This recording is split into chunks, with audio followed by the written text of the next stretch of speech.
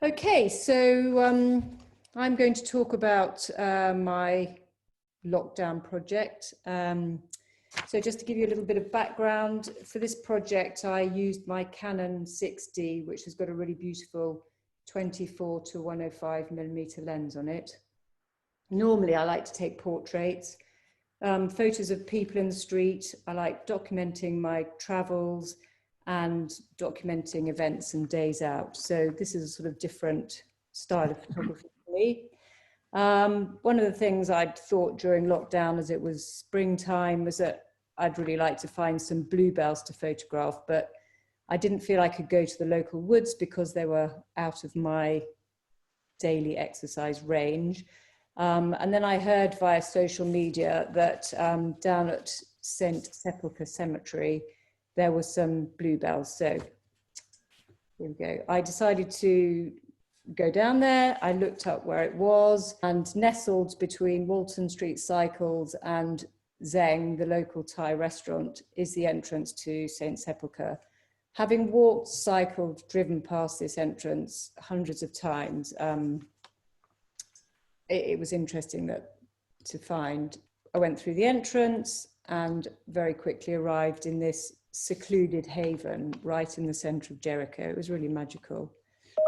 So my objectives for this project were to learn to sort of slow down a bit, to try not to have preconceived ideas about the pictures I was going to find, and to be open to what sort of presented itself. To try and stop thinking that there's always something better around the corner. So it all comes back to slowing down, just taking time to think about what's there and to make the most of that. And to go back, which is not something I've ever done before, but a lot of the presenters that we've had recently have talked about that, this idea of going back to something to have another go. So I arrived at St. Sepulcher and found some bluebells and lots of overgrown vegetation and gravestones. I arrived the first time on a Saturday afternoon about 6 p.m, hoping to get the nice light. But actually, because the graveyard is surrounded by all these buildings and flats, it was a little bit late and the sun was already disappearing behind the buildings. So I was just sort of looking for where I could find some light, and you know, I was finding bits and pieces here and there. I found it really quite enchanting, these scenes with the bluebells, the cowslip, the tumble down stones. But quite quickly the light was starting to go behind the buildings, so I had to give up on the bluebells, which is what I'd gone there for, and just see what I could find. So while the light was disappearing, I found this shot, which hadn't been preconceived. I like the contrast between the shade and the light, but I also think it looks like a field of soldiers marching off to war or standing in a row waiting for something to happen. I'm not sure what. So I was struggling to be inspired at this point. And just before I was leaving, I saw this shadow of the cross on the stones, which I thought was a bit different. Having enjoyed the experience, but felt that there was more to do, I decided to return early the next morning. I was slightly worried about how I was going to feel on my own in a graveyard at 6:30 a.m. But I arrived and the sun was coming up. The fox was just leaving as I arrived, and the atmosphere was tranquil and just full of early morning sounds. It was really lovely. So I started wandering around, wondering where to start. One of the things that I'd done the day before was look up how to take a starburst shot. Apparently it's very easy. You just set the aperture to f16 or f22. Use the LCD display. Don't look through the viewfinder or at the sun. And anyway, that was the first photo I took. So I think that worked. I don't know how you're meant to compose a photo when you're taking a picture of the sun, because you can't really see anything at all in the viewfinder. You just have to sort of point it and hope for the best. But anyway, thought that was a good start to the morning. So I was just then following the light again, looking for different shapes and things with bluebells in them. and playing with different focal points. I really liked the words peace, perfect peace on this cross. I thought it summed up the atmosphere, and started to think about where I could move to next, and remember that there'd been a space at the back of the graveyard which the day before had been in full shade. So I found this path, and I really loved the way the early morning light was streaming in through the sides of the trees. And I felt that there was the potential for a really nice shot here. So I told myself to stop worrying about what was around the corner and to spend some time trying to find a good way of photographing this area. I attached my little bendy Joby tripod, which is very low down on the ground, to my camera. The advantage of that for me is I have to stop and think about things then, because it takes, slows you down a bit. So I decided at this point that maybe this would be a good scene to try some automatic bracketing. It wasn't something I'd ever done before, but having just got out my Canon camera, which I hadn't used for about 3 years, I'd also had to get out the instruction manual. So I'd seen something about automatic bracketing. These were the shots that I took. I think it was about 1¼ stops either side of the middle. So on the left here is the sort of automatic exposure version. So if I just put it on auto, that's what I would have got. And on the right-hand side here, these are the 3 images blended together or stacked in Photoshop and then blended. I'm not very patient with Photoshop, and it was really quick and really easy to do. And so that was the finished result. And the thing I really like about this image is the sort of early morning mist in the bottom corner. I like the light streaming through from the right, but in terms of the composition, I really like the way the crosses look like they're walking towards you. The light was beginning to lose its magic at this point, and I decided to head back to my bike. I was just putting on my helmet when a robin landed very close to me. Knowing how many people at the camera club like taking photos of birds, I thought, oh, maybe I should take a picture of a robin. So remembering what Mimi said last week about not worrying about all the zillions of shots you lose, just try and concentrate on the ones you can do a good job of. Instead of just quickly snapping him before he flew away, I thought to myself, right, if you don't get the shot, it doesn't matter, but just take your time, get the settings right, and press the shutter. And I got that, which I was really pleased about. I like the shape of the 2 headstones. I like the fact that the background is just plain green, but slightly blurred out.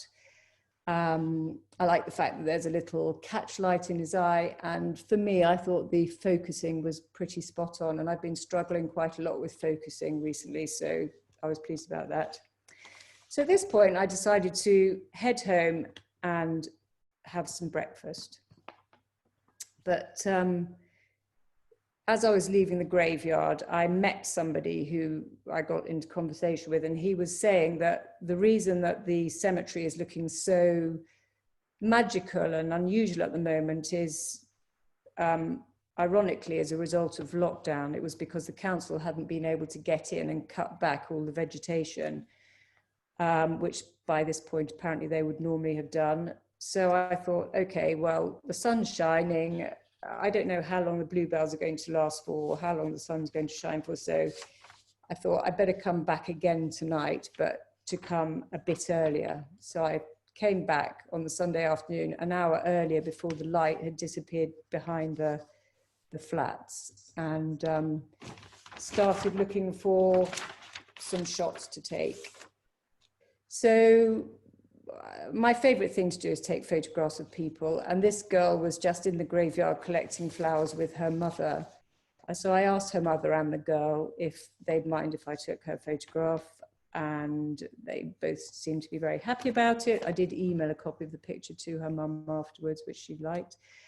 I couldn't really believe, but it was the first time I've ever taken a portrait which was backlit. And so I was just really pleased with the way it came out. I know this flower is in front of her eye, and I did try and take it out in Photoshop, but because that little bit there is right across the eyelid and everything, it was all getting very complicated. And yeah, I didn't like the picture that much, so I just left it. Then I came to this area, which is somewhere I'd been the day before. And the thing that interested me about this shot was how different the light had been just 24 hours apart. I know I was about an hour earlier, but the day before in this same spot, I'd taken that photograph, and I thought the lighting was just, it just was more atmospheric somehow. So just on my kind of photographic journey, I think getting to understand the difference that the light can make to your photographs was just it was easy to see when this idea of going back to the same place. So anyway, I'd felt like I'd done that area and was trying to think where I could go next. And so I remembered that the day before in the afternoon, there was a huge copper beech tree, all of that area being in complete shade. So I decided to go back and see what it was looking like now. And when I got there, I was totally enchanted by what I found.